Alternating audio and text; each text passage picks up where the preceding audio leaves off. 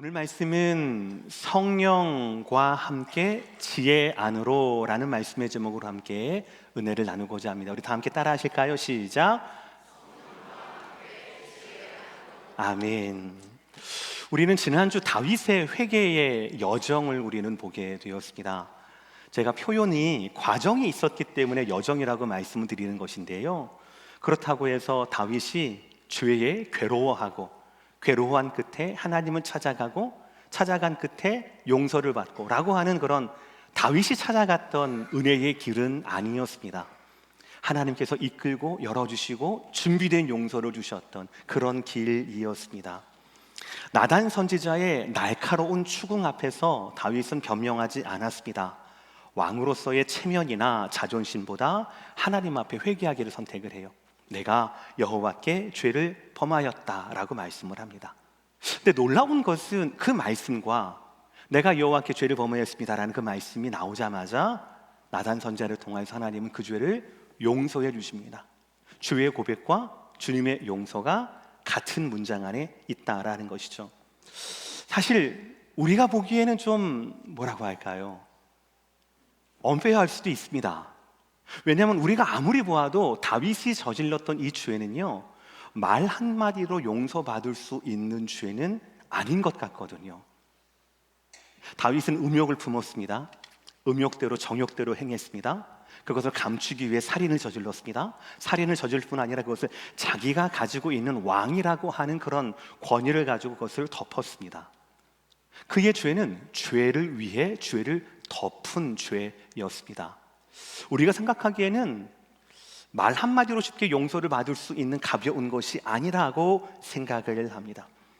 그러나 본문에 보면 하나님의 은혜가 다윗의 죄보다 더 깊고 더 강하다라는 것이죠.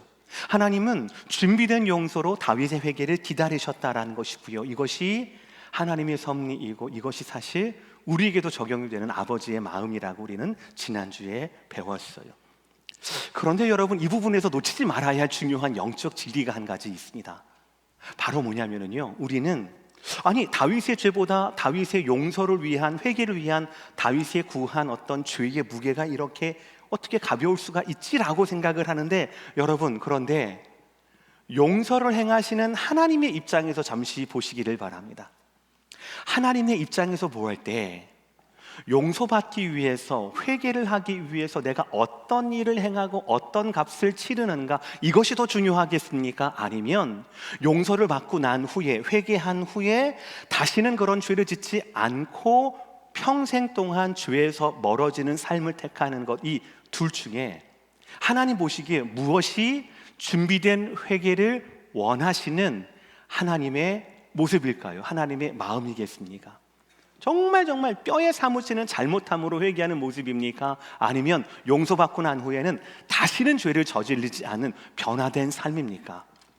당연히 변화된 삶입니다. 그것이 하나님의 마음이고 아버지의 마음입니다. 아이를 키우신 모든 여러분들은 그거를 알 겁니다. 아이가 자기 잘못에 대해서 가슴 깊이 뉘우치고 이런 것도 너무너무 귀중하지만, 그러나 정말 부모가 원하는 것은 이 아이가 다시는 그 잘못을 되풀이하지 않는, 그것이 훨씬 더 중요하지 않겠습니까? 그러니까 다윗을 보면 다윗이 나단 선지자 앞에서 행했던 죄에 대한 값을 치르는 것, 이것은 우리가 보기에는 너무 말 한마디로서 모든 걸 용서받는다고, 이 큰 죄를 하나님이 용서하신다고 하나님이 다윗에게는 좀 저울이 기우뚱한 것 아니야? 라고 우리는 생각할 수 있겠지만, 다윗의 삶을 보면 그렇지 않다는 것을 우리는 증거할 수가 있어요. 시편 139편의 말씀이에요. 제가 읽습니다. 하나님이여 나를 살피사 내 마음을 아시며 나를 시험하사 내 뜻을 아옵소서. 내게 무슨 악한 행위가 있나 보시고. 시작. 죄의 가장 치명적인 강점, 죄가 치명적인 유혹일 수밖에 없는 건 바로 뭐냐면 그 찰나라는 거예요. 찰나라는 겁니다.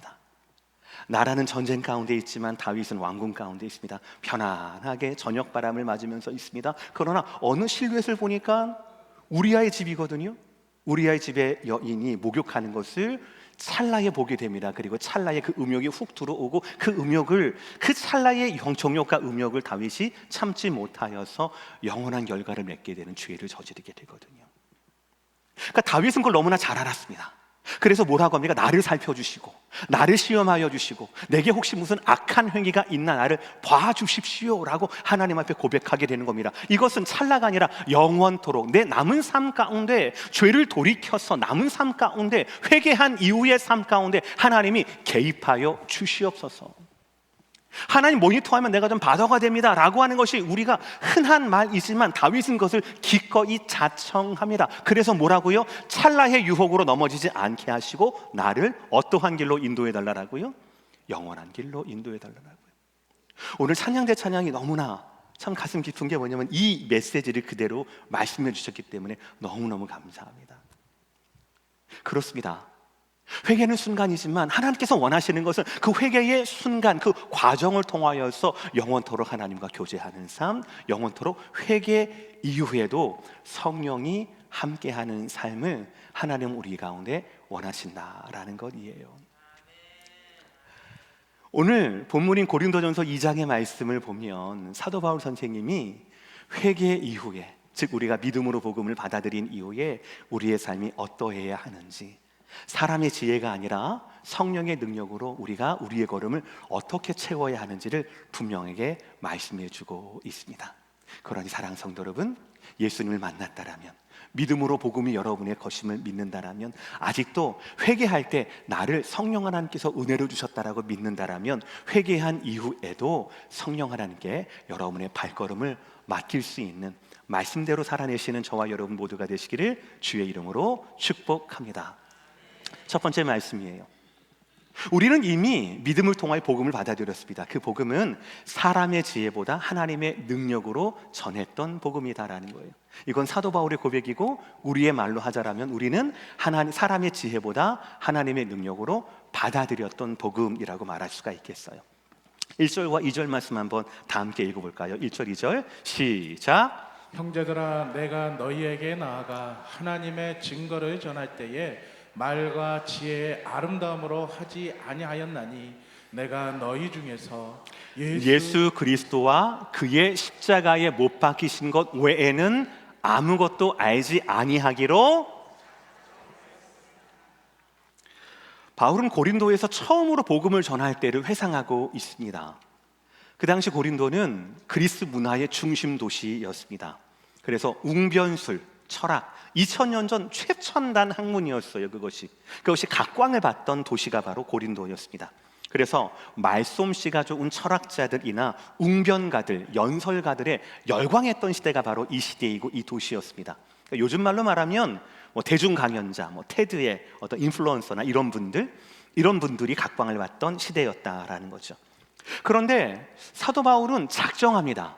의도로 하는 겁니다. 뭐냐면 사람의 말이나 인간의 능력을 의도적으로 작정했어요. 사용하지 않기로. 왜 그러냐면 하이라이트예요. 예수 그리스도와 그가 십자가에 못 박히신 것 외에는, 즉 예수님과 십자가를 전하는 것, 내가 이것을 전하려면 내가 내 능력을 사용하지 않겠다라고 작정을 한 겁니다. 그 이유가 3절 이하에 나와요. 제가 읽어드리겠습니다. 내가 너희 가운데 거할 때에, 즉 고린도 교회에 있을 때요, 약하고 두려워하며 심히 떨었도다. 내 말과 내 전도함이 설득력 있는 지혜의 말로 아니하고 다만 성령의 나타나심과 능력으로 하여 너희 믿음이 사람의 지혜에 있지 아니하고 다만 하나님의 능력에 있게 하려 하여노라. 설명을 드릴게요. 고린도에서 사도 바울이 1년 반 정도의 사역을 진행을 합니다. 그런데 지금 내가 너희 가운데 있을 때 내가 약하고 두려워하며 심히 떨었다라고 고백을 하거든요. 근데 이것은 단순히 고린도 지역에서 내가 사역을 하려다 보니까, 설교를 하려다 보니까 내 능력이 너무나 부족한 것 같아. 그래서 내가 약하고 두려워하며 심히 떨었다라가 아닙니다. 여러분 잘 아시겠지만 바울은 탁월한 교육을 받았던 바리새인 중에 바리새인이었습니다. 이 말은 바울은요, 헬라어 그리고 히브리어에 능통했다라는 말입니다. 하나님의 말씀인 율법에 뿐만 아니라 그 당시 유행했던 철학과 웅변술에도 능통했다라는 것이지요. 실제로 사도행전 14장을 보시면 루스라라고 하는 지역에서 사도 바울이 전도를 하거든요. 그러니까 이 사람들에게 연설이겠죠. 그랬더니 많은 사람들이 바울의 말하는 것이 너무너무 그럴듯한 거예요. 너무너무 말하는 신인 허르메스인데요, 허메라고 하는 신이 와서 마치 인간의 모양으로 말을 하는 것처럼, 그래서 추앙할 정도가 되었습니다. 그 기사가 사도행전 14장에 나와요. 사도행전 17장을 보시면 아레아바고 광장에서 설교를 하는데 사도 바울이 그리스 신화에 매료되어 있던 그들을 복음으로 말미암아 박살내고 거기에서 철학을 무너뜨리고 믿는 사람들이 제법 많은 믿는 사람들이 나오게끔 그렇게 능력을 발휘하기도 합니다. 그러니까 바울이 능력이 없어서 약하고 두려워하고 심히 떨었던 것이 아니다라는 것이에요. 오히려 말씀을 보면 오히려 그런 인간의 지혜로 하게 되는 것이 아니라 믿음이라고 하는 것은, 복음이라고 하는 것은 너희 믿음이 다만 성령의 나타나심과 능력으로 하여 너희 믿음이 사람의 지혜에 있지 아니하고 다만 하나님의 능력에 있게 하게 하기 위해서 내가 1, 2절 작정했다라는 거예요. 내가 능력이 있지만 그 능력이, 나의 능력이, 탁월한 능력이 하나님의 능력을 추월할 수도 있으니까, 나의 능력으로, 나의 말솜씨로 너희가 복음을 받아들였다가 하나님의 능력이 없다라면, 성령의 만지심이 없다라면 너희가 얼마나 후회하겠느냐, 너희가 얼마나 그 믿음이 헛돌겠느냐. 그러니 나는 나의 말과 나의 지혜를 사용하지 않기로 작정했다라는 거죠. 자기의 능력이 까발려질까 봐 두려워 떠는 것이 아니라 자기의 능력이, 자기가 가진 지혜가 하나님의 뜻과 하나님의 능력과 지혜를 추월할까 봐, 앞설까 봐 내가 약하고 두려워하고 심히 떨었다라는 것이죠. 그러니까 바울이 3절에서 고백했던 내가 너희 가운데 약하고 두려워했다라는 이 말씀은 내가 하나님의 능력의 도구가 되어야 하는데 그러지 못할까 봐, 그렇게 깨끗하지 못할까 봐 내가 너무너무 두렵다라고 하는 철저한 자기 부인의 표현이었다라는 것이에요. 여러분, 우리에게 있어서 성령 하나님의 만지심과 성령 하나님의 인도하심은, 성령 하나님의 능력은 우리가 죄를 마주할 때만 필요한 것이 아닙니다. 우리가 구원을 얻는 그 순간에만 성령 하나님의 도우심이 필요한 것이 아닙니다. 내가 도저히 이길 수 없는, 내가 도저히 해결할 수 없는 이 죄를 성령 하나님의 은혜를 통하여서, 사주의 은총을 통하여서 내가 해결했습니다. 땡큐, 이제 하나님 나는 내 마음대로 또 살아가겠습니다. 그렇게 할 수가 없는 거라는 거예요. 복음을 처음 만나는 그 순간 우리가 인간의 지혜가 아니라 하나님의 능력으로 복음을 인정하고 받아들였다라면, 예수를 영접했다라면, 그 걸음으로 우리가 생명의 길을 걷고 있다라면 그런 걸음마다 거기에는 인간의 지혜가 아니라 하나님의 능력의 운동이 있어야 한다라는 사실이지요. 믿으십니까? 아니, 진짜로 여러분 믿으셔요? 진짜로 믿으셔요? 그렇다면 복음 이후의 삶, 구원 이후의 삶은 성령의 능력 없이는 불가능하다라는 것을 우리는 고백해야 합니다. 능력이 있던, 탁월했던 바울이 자기 능력 말고 작정하기를 하나님의 능력, 하나님의 지혜만을 의존했던 것처럼 우리 또한 우리 자신에 대한 기대하는 삶에서 벗어나야 한다라는 것이죠. 나름대로의 여러분 계획이 있으실 겁니다. 나름대로의 여러분 전문성이 있으실 겁니다. 이민생활 수십 년 하셨으니까 나름대로의 성공에 대한 원칙도 있고요, 그런 경험이 있으실 겁니다. 유익합니다. 무익하다라는 말씀이 아니에요. 그러나 적어도 구원받은 이후 성령에 사로잡히는 성도에게 있어서 성령 하나님의 인도하심이 여러분이 가진 경험이나 여러분이 가진 학식이나 여러분이 가진 전문성이나 이런 것들에 미치지 못한다라면 그거는 문제가 있다라는 것이에요. 그러한 삶의 걸음에는 문제가 있다라는 것이에요. 복음 이후의 삶은 갈라디아서 2장의 말씀처럼 내가 사는 것이 아니라 오직 내 안에 그리스도께서 사신 것이다라고 하는 이 원리가 저와 여러분의 걸음을 이끌어야 되거든요. 여러분 스스로를 한번 살펴보시기를 바랍니다. 복음을 의지한다라고 하면서도 우리에게 성령 하나님의 인도하심이 필요하다라고 말하면서도 우리는 종종 결정적인 순간에 우리의 능력과 우리의 지식과 우리의 경험과 우리의 직관을 의존하려는 성향 혹은 유혹이 있다라는 사실입니다.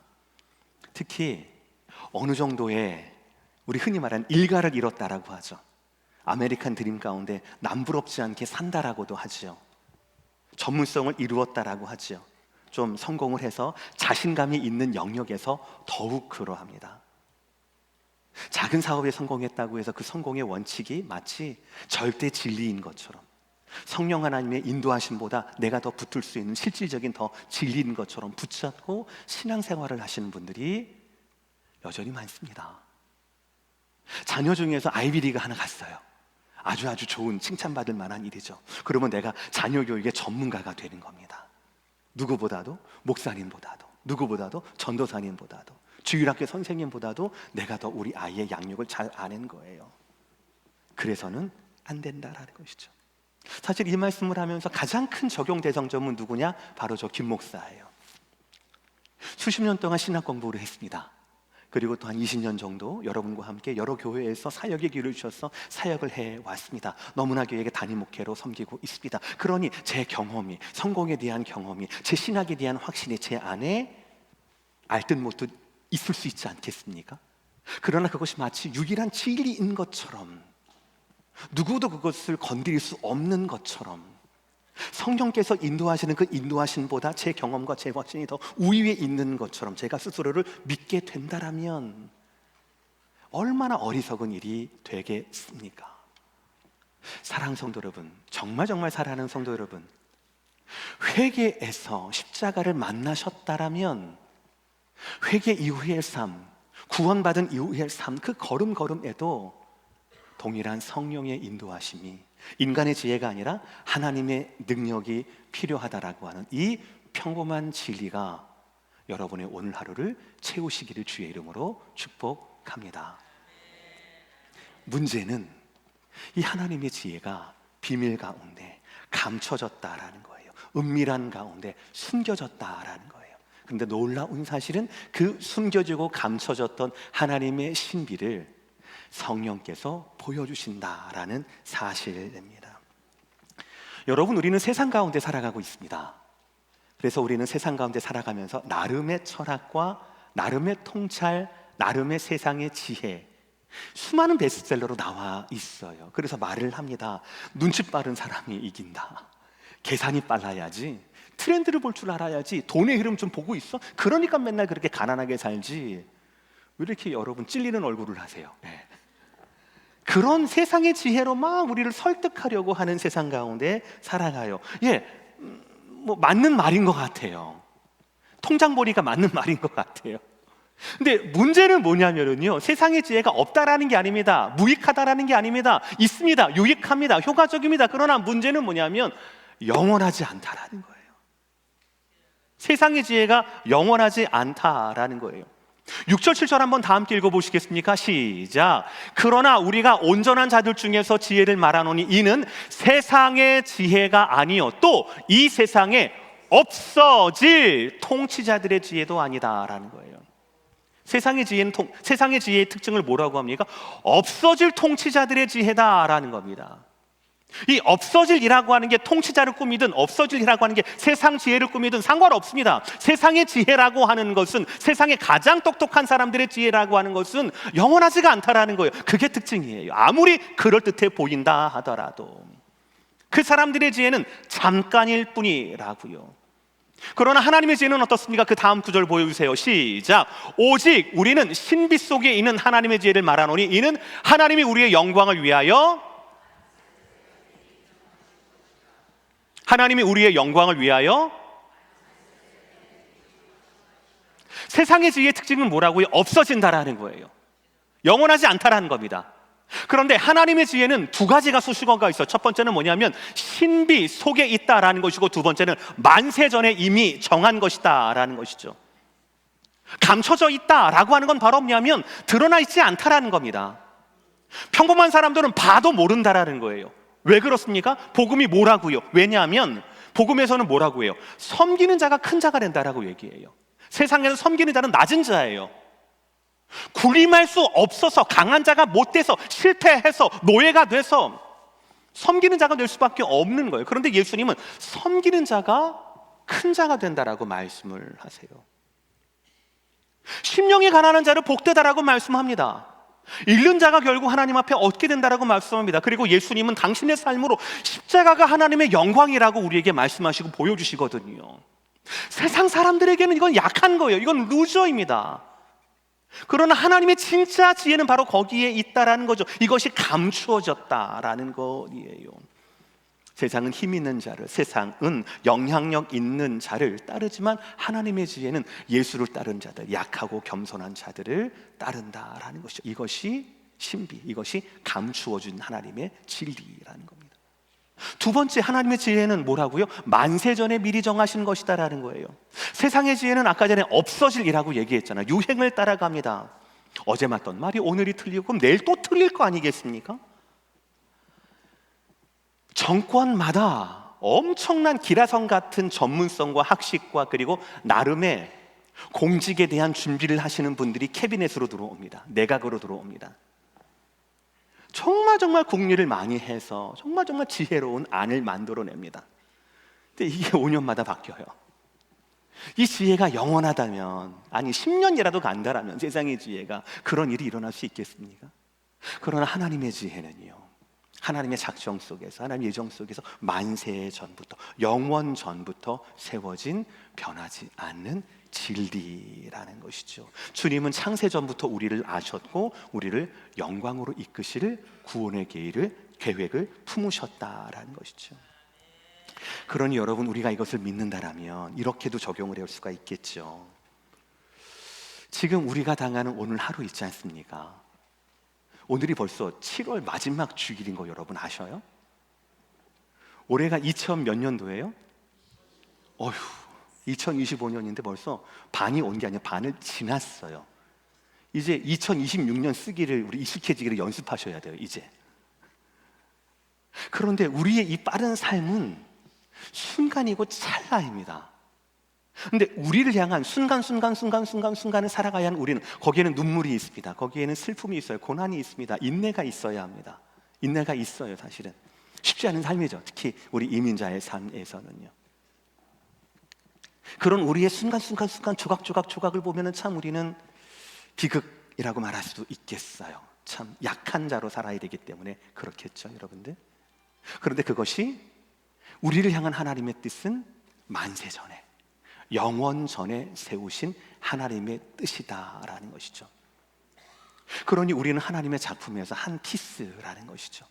그냥 버리는 피스가 아니라 없으면 안 될 피스라는 겁니다. 그러니 우리의 인생의 완성은, 우리의 인생의 영원한 안식은 결국 우리가 아니라, 우리의 발걸음이 아니라 우리의 발걸음을 이끄시는 하나님이 완성하신다라는 것이죠. 우리는 찰나를 보면서 다윗처럼 유혹에 흔들릴 때가 있습니다.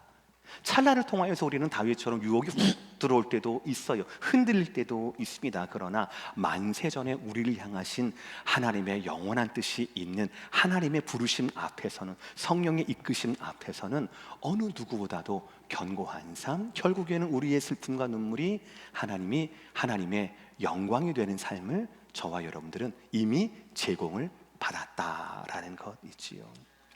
이 역설 속에 우리의 복음의 능력이 나타납니다. 우리가 받아들인 이 복음이 바로 이 역설 속에 있는 거예요.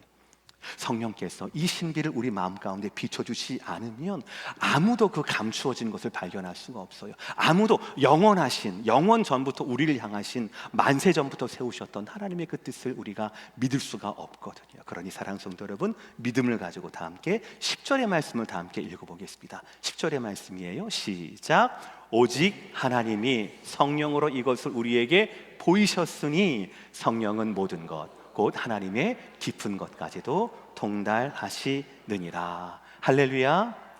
이 유명한 말씀 믿으십니까? 그러니 사랑하는 성도 여러분, 하나님의 성령에 이끄신 성령의 사역을 사모하십시오. 아침마다 성령의 빛으로 말씀을 깨닫게 해달라고 구하십시오. 어떤 결정을 할 때마다 성령님께 묻고 기다리셔야 합니다. 묻고 기다리십시오. 하나님의 깊은 뜻은 인간의 계산이나 감정으로 어찌할 수가 없습니다.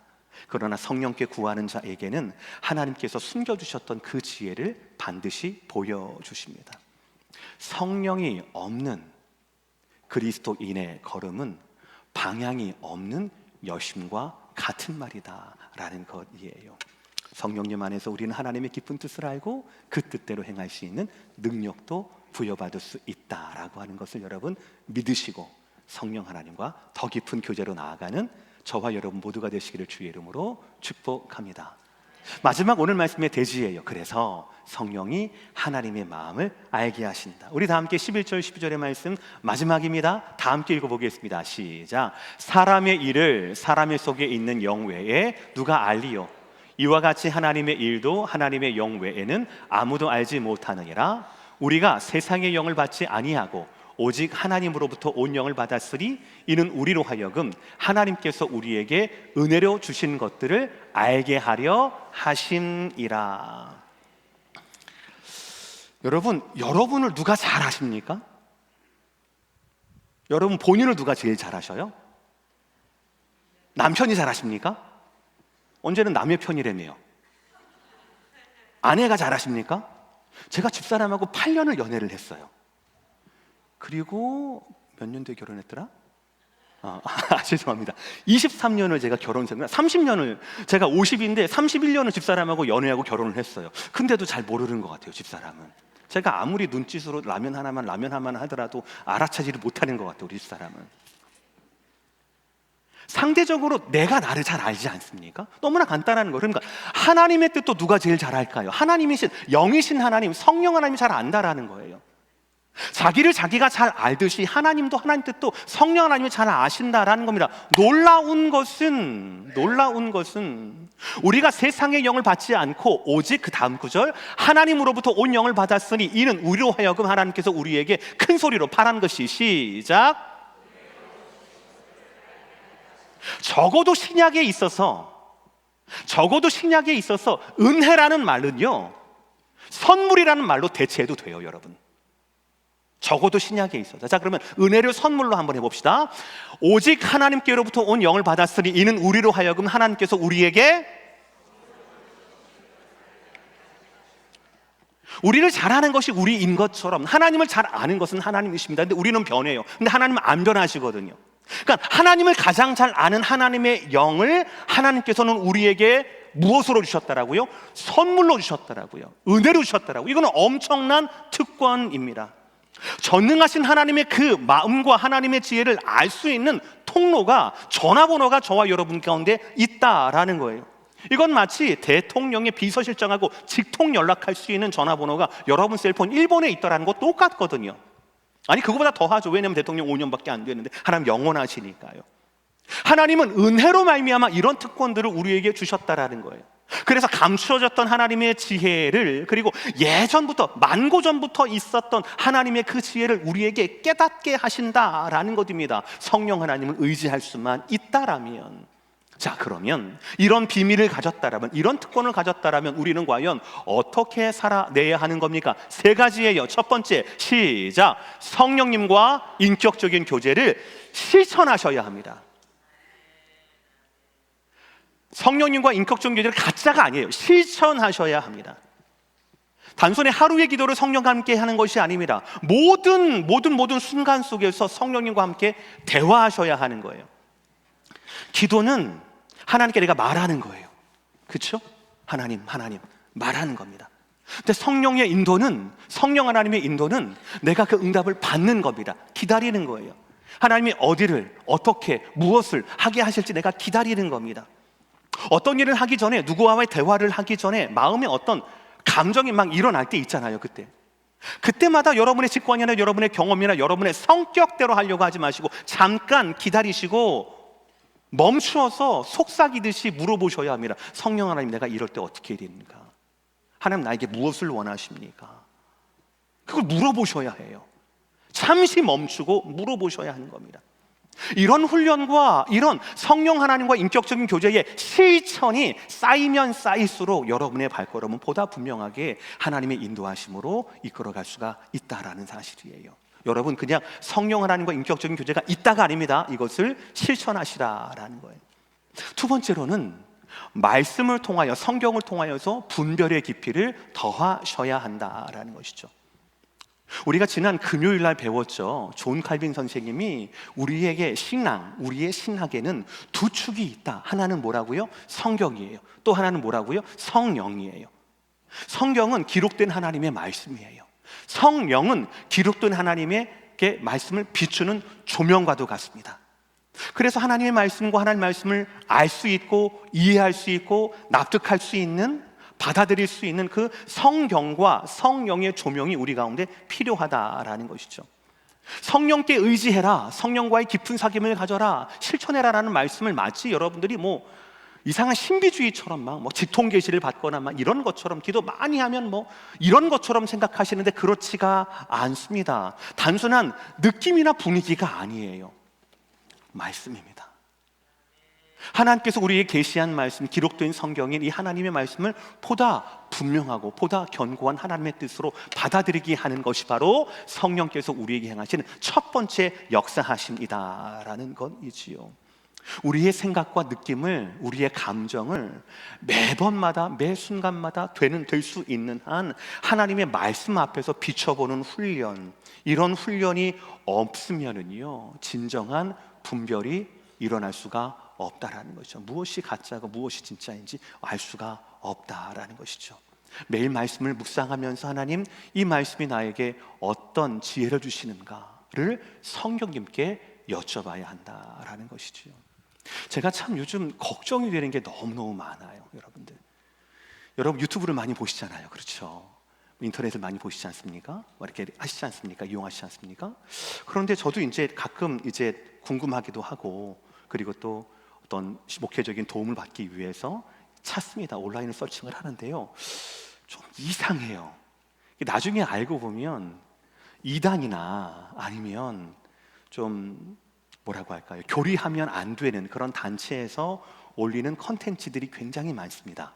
특히 문화적인 컨텐츠 있잖아요. 예를 들어서 찬양이라든지 뭐 중창이라든지 여러분들이 좋아할 만한 그런 것들, 하루 종일 틀어놓고 하루 종일 뭐 일하시거나 이럴 만한 그런 것들 가운데에서도 찾아보면 다른 교단이 아니라 이단이라든지 아니면 그런 좀 우려가 되는 곳에서 하는 성경 공부, 메시지, 그런 쇼츠, 그런 찬양 컨텐츠들이 굉장히 많더라고요. 저도 사실은 분별하지를 못하겠어요. 사실은 10년 전까지만 하더라도요, 제가 인터넷에서 뭘 찾으면, 뭐 성구나 아니면 신학적인 견해 이걸 찾으면 첫 번째 구글링 해가지고 찾으면 첫 번째, 두 번째는 항상 이단이 솔칭하라고 이단이 스폰서하는 그 링크가 나왔었어요. 그래서 성경 공부를 할 때 항상 인터넷 찾지 말라라고 말씀을 좀 드리는데, 요즘은 그것도 너무 교묘해져가지고 잘 모르겠어요. 저도 잘 모르겠어요. 그러니까 어쩔 수 없어요. 우리는 성경 말씀을, 성령의 조명을 통하여서 우리는 말씀을 통한 성령 하나님의 깊이를 더해야 한다, 훈련하셔야 된다, 이것밖에 없습니다. 마지막 세 번째는 뭐냐면 성령님께서 주신 은혜를 자주 되새기며 따라합시다. 감사합시다. 성령께서는 우리로 말미암아 죄를 마주하게 하십니다. 하나님께로 돌이키게 합니다. 회개의 은혜를 주셔요. 그리고 우리에게 사람의 지혜가 아니라 하나님의 능력 있게 하십니다. 하나님의 지혜를 발견하게 하십니다. 그것을 믿게 하십니다. 하나님의 뜻을 알게 하십니다. 그러면 우리의 결론은 무엇이어야 합니까? 어렵더라도, 힘들더라도, 오늘 하루가 고단하더라도 하나님 감사합니다라고 하는 감사가 되어야 한다라는 것이지요. 십자가의 감격이라고 하는 것은 단순히 지식이 아니라 성령의 조명을 통하여서 우리의 마음에 새겨지는 것이어야 합니다. 성령 하나님은 단순히 말씀을 통하여 우리에게 교리를 가르치는 분이 아니라 그 교리가 우리 영혼에 깊이 새겨지게 하는 분이다라는 것이죠. 그래서 12절의 말씀, 하나님께서 우리에게 은혜로 주신 것들을 알게 하려 하십니다. 하나님께서 우리에게 선물로 주신 것들을 알게 하려 하심이니라. 선물을 받으면 뭐라고 하십니까? 감사합니다 라고 하지 않습니까? 그러니 오늘도 어려운 걸음이지만, 우리 삶 가운데 조금 오르막이 있다 하지만 그 오르막의 길을, 그것까지 인도하시는 성령 하나님을 여러분 누리신다라면 어떤 걸음이든지 어떤 고통이든지 어떤 인내의 강이든지 터널이든지 그 터널 가운데 지금까지 인도해 주셔서 감사합니다. 앞으로도 인도해 주실 것을 믿습니다 라는 고백으로 그 강을 건너시는 저와 여러분 모두가 되시기를 주의 이름으로 축복합니다. 마지막 마무리입니다. 여러분에게 묻겠습니다. 여러분은 지금 성령 하나님과 동행하고 계십니까? 어떠십니까? 동행하고 계신가요? 여러분의 아침을 시작하실 때 여러분의 하루를 누구에게 맡겨드립니까? 분주한 아침을 마치시고 밤에 침대에 잠을 주무실 때 여러분이 알지 못하는 앞으로 다가올 밤을 누구 손에 맡겨드리십니까? 중요한 일을 앞두고 여러분 마음속에 기준은 과연 무엇입니까? 복잡한 인간관계 속에서 여러분은 여러분의 이익의 기준을 두십니까? 아니면 하나님의 뜻, 이 사람을 향한 하나님의 뜻, 그 뜻을 이루는 데 관심을 더 두십니까? 다른 사람의 잘못에 대해서 여러분은 감정대로 반응하십니까? 아니면 하나님이 다윗에게, 하나님이 저와 여러분에게 행하셨던 것처럼 용서하기 위하여서 내 인격으로는 용서가 안 되겠지만 하나님께 용서할 수 있는 능력을 달라라고 그런 마음으로, 그런 무게중심으로 그렇게 행하십니까? 분명합니다. 성령 하나님과 동행하는 삶은, 그 자취는 분명합니다. 걸음걸음은 어려울 수 있습니다. 걸음걸음은 고난일 수도 있습니다. 그러나 그가 지난 걸음들은, 그가 지난 발자취들은 그 홀로 걸어가는 것이 아니라 예수님과 함께 걸어가고 성령님과 함께 동행했다는 것이 분명히 드러나게 될 것입니다. 그러니 사랑하는 성도 여러분, 오늘 말씀처럼 회개 이후에, 구원받은 이후에 성령과 함께 하나님의 지혜 안으로 걸어 들어가시는, 그래서 더 능력 있는 삶을 사시는 저와 여러분 모두가 되시기를 주의 이름으로 축복합니다.